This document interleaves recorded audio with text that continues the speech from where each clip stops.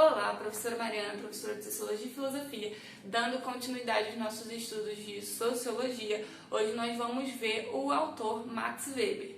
Se você não viu os vídeos anteriores, eu recomendo que você pause esse vídeo aqui, volte lá, porque nos vídeos anteriores eu falei um pouquinho sobre ele. No primeiro vídeo eu falo sobre quem é ele e sobre a sua teoria de tipos ideais de ação social, os tipos de ação social. No segundo vídeo eu falo um pouquinho sobre racionalização, tipos de dominação, violência legítima e burocracia. E nesse vídeo de hoje nós vamos falar um pouquinho sobre o seu livro A Ética Protestante e o Espírito Capitalista. Então, se você não viu, volte lá nos vídeos anteriores para depois assistir esse, para ter uma noção melhor, de quem é, o que ele está falando, de que método ele utiliza para analisar a sociedade. E aí, A Ética Protestante e o Espírito Capitalista é um livro muito importante para a gente entender um pouquinho esse sistema que nós temos até hoje, e o que contribuiu para a sua formação, para o seu desenvolvimento.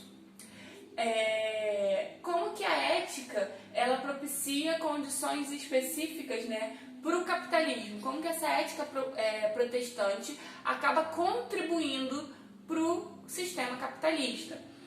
Compreender o capitalismo moderno no âmbito cultural religioso. Então a gente está falando do capitalismo, a gente está falando de um sistema econômico, certo? Certo, mas como que o âmbito cultural religioso também contribui para esse sistema. Então, o Weber ele analisa que não apenas a questão econômica que está em jogo, essa ética protestante aí, dentro desse âmbito cultural religioso, também contribui para algumas noções desse sistema. E aí, a relação entre o sucesso econômico e as religiões protestantes. Então, como que o sucesso econômico, ele, de certa forma, tem uma ligação aí com essas religiões. E aí, ele analisa, de certa forma, na primeira parte do livro, essa ética protestante de uma maneira geral, depois ele analisa alguns segmentos protestantes, como as seitas batistas, o calvinismo, o metodismo, enfim. E aí, essa ética protestante, ela vai ser uma nova forma de controle sobre a vida dos fiéis.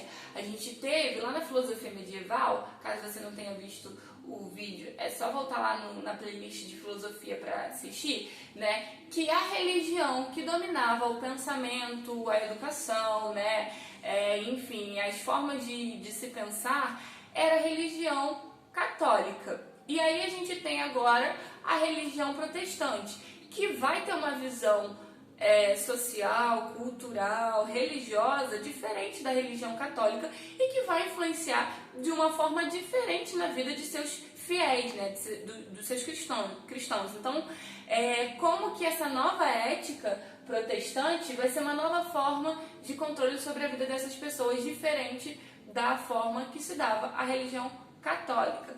E aí, o que seria esse espírito capitalista, O espírito seria espécie de ideias e hábitos que favorecem uma procura racional individualista de ganho econômico. O sistema capitalista ele vai estar muito ligado à questão individual. Como assim? Essa questão de ganho, de sucesso e de fracasso, ela vai estar muito no âmbito individual, individualista e pessoal. Então, se você conseguiu atingir o sucesso, parabéns, mérito seu. Se você não atingiu o sucesso, azar o seu, demérito seu. Então vai ter uma lógica muito individualista, esse espírito, que vai colocar o ganho econômico, o sucesso econômico como algo, muitas das vezes, individual. E não algo que de certa forma é social, enfim, eu vou falar mais um pouquinho sobre isso daqui a pouco. E aí, esse sistema capitalista deixa os homens dominados pela busca pelo dinheiro. Então, a busca pelo sucesso, a busca pelo dinheiro, a busca para prosperar, para melhorar, essa ambição pela busca do dinheiro, vai combinar com algumas coisas que estão aí na mente dessas religiões protestantes, com alguns dogmas, de certa forma, que essas religiões possuem. E aí A dedicação ao trabalho produtivo, por exemplo. Você precisa se dedicar ao trabalho porque você precisa trabalhar, porque o trabalho ele é importante, o trabalho dignifica o homem. Um homem sem trabalho, né? A pessoa numa situação de desemprego é uma pessoa que está em uma situação de vulnerabilidade. Então ela precisa desse emprego para sustentar, né, a sua família, para se sustentar, mas ele também precisa desse emprego para ter uma colocação digna nessa sociedade, né? Porque uma pessoa desempregada é vista como uma pessoa vagabunda, uma pessoa preguiçosa, uma pessoa que não corre atrás. Então também tem uma questão de status sociais nessa questão do trabalho, não é puramente econômico, né? E aí algumas coisas que acabam combinando com esse espírito capitalista, com essa ética protestante, né? A ideia aí de predestinação, de que se você nasceu predestinado ao sucesso, você vai atingir o sucesso se você fizer por onde. Então faça por onde, né? Que eu farei por você, então, que você vai conseguir. A questão do tempo. O tempo é muito importante porque tempo é dinheiro. Dentro desse sistema, o tempo ele vai ser de suma importância, porque se você não utilizar bem o seu tempo, você está perdendo dinheiro. Se você for uma pessoa preguiçosa, você está perdendo dinheiro. Então você precisa desse tempo produtivo, né? A acumulação, você juntar riquezas, né? Tanto, né, juntar aqui riquezas na terra, também para acumular riquezas no céu. Então, essa questão de acumular, que é propício do capitalismo, também vai aparecer nessas ideias dessas religiões protestantes.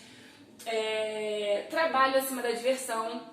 Então, o lazer é algo que é deixado de lado. Primeiro se trabalha. Então, primeiro pensar sempre no trabalho, pensar sempre, né, na questão de produzir e de ganhar, e depois a gente pensa em diversão. Diversão é segundo plano. A gente não pode viver pensando na diversão, a gente tem que viver, né, trabalhar para, se der, a gente se diverte, se der, a gente, né, tem lazer. E aí a gente vai ter algumas frases que de certa forma vão combinar essa ideia protestante e essa ideia do espírito capitalista, como por exemplo, o trabalho dignifica o homem. Como eu falei, um homem sem trabalho, ele é um homem que está numa situação de vulnerabilidade, não apenas por não ter o dinheiro para prover o sustento para si ou para os seus, mas também ele é visto como alguém diante da sociedade, né, que não alcançou um sucesso. Muitas das vezes essa pessoa está desempregada não é porque ela quer, não é porque ela não tem qualificação. Muitas das vezes a gente vê pessoas que têm um bom currículo, que têm, enfim, nível de estudos alto, mas que ainda assim não consegue se colocar no mercado, ou então que se coloca numa função não menor, que eu não acho legal essa hierarquia, mas numa função que ela vai estar ganhando menos do que ela deveria. E aí por quê? Porque ela precisa do sustento, ela precisa trabalhar. Então ela vai se submeter a um trabalho onde ela sabe que vai ganhar menos, porque ou é isso ou ela passa fome.